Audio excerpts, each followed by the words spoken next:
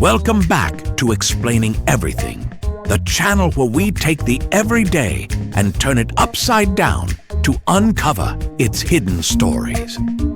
Today's question comes from one of our curious viewers at Curious Carly 123. Thanks for the suggestion, Carly. You asked, where does plastic come from? If you've ever held a water bottle or unwrapped a snack and thought, wait, where did this stuff even begin? Today, we're tracing plastic's journey from ancient goo deep underground to the things cluttering your desk. So, if you've ever been baffled by plastic or just love a good origin story, stick around as we unravel the mystery of plastic right here on Explaining Everything.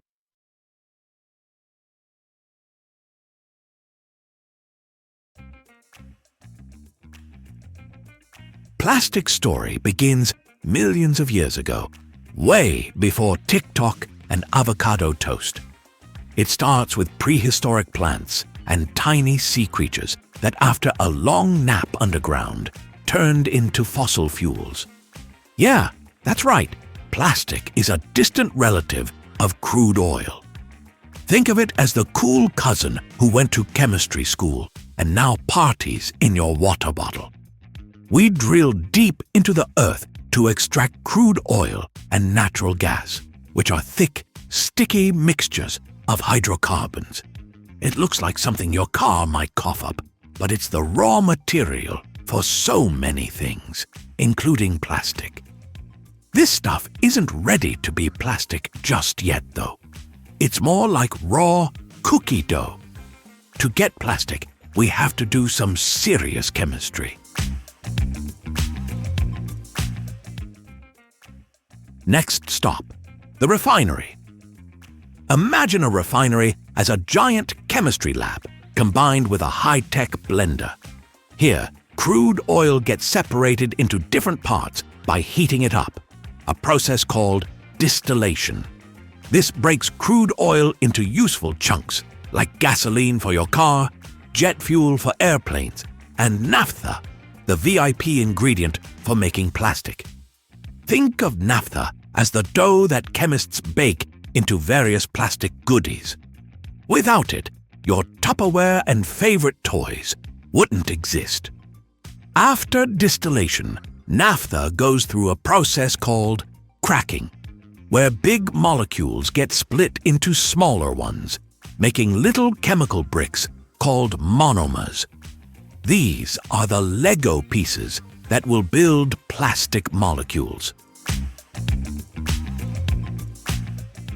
Now, here's where it gets fun.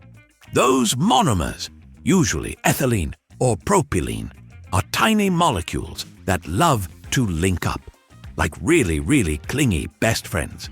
Through a process called polymerization, monomers join together to form polymers, which are long chains of repeating units. And these polymers, that's what we call plastic. Different combinations of monomers make different plastics. Some are soft and stretchy, like the plastic wrap around your sandwich. Others are hard, like the casing of your laptop. So essentially, plastic is just a bunch of these molecular chains holding hands and forming everything from water bottles to skateboard decks.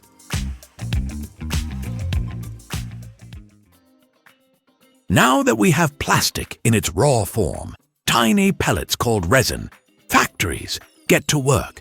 These pellets get heated until they melt into a gooey soup.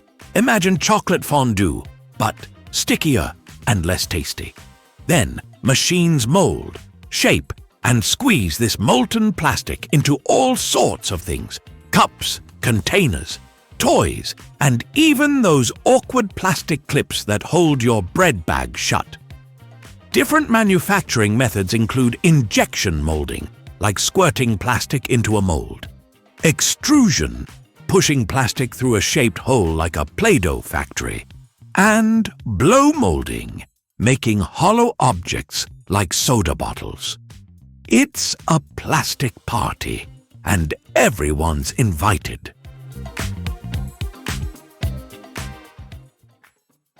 Most plastics aren't born with cool colors or sparkles. They're clear or white at best. So manufacturers add colorants and other additives to give plastic its personality. Do you want your yoga mat neon green? There's a dye for that. Need your phone case to resist UV rays? Add some special blockers. Want it to be flexible and not snap in half? Plasticizers to the rescue. Additives help plastic look good and do its job better. Think of it as the plastic's makeup and accessories.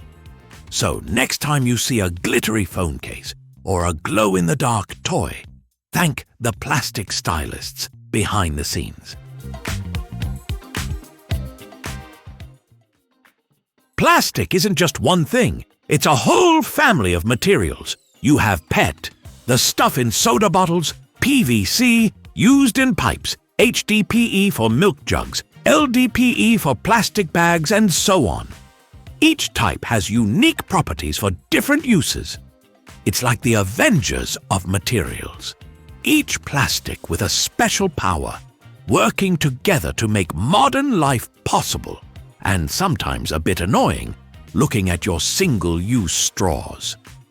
The versatility of plastic is why it's everywhere, from your toothbrush to your car bumpers.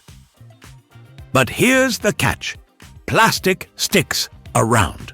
Like a guest who's forgotten to leave the party, plastic can take hundreds of years to break down, and it's causing some big environmental headaches.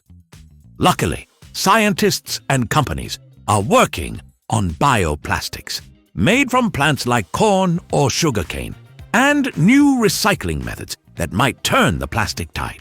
Still, the best way to help is by using less, recycling more, and maybe hugging a tree once in a while.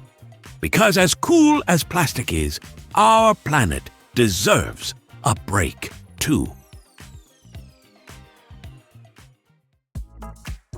So, the next time you grab a plastic bottle or peel off the wrapper from your snack, remember, that stuff started as prehistoric goo and got cooked, cracked, molded, and died before landing in your hands. It's kind of like a chemical soap opera starring oil, chemistry, and some very clingy molecules. If you like this video, hit that like button and subscribe. Also, if you have suggestions for our next video, feel free to share them in the comments below. We'll be sure to give you an acknowledgement for your contribution. Thank you for tuning in, and join us next time here in the channel that answers all the why, what, who, where, and how questions you've always wondered about, here on Explaining Everything.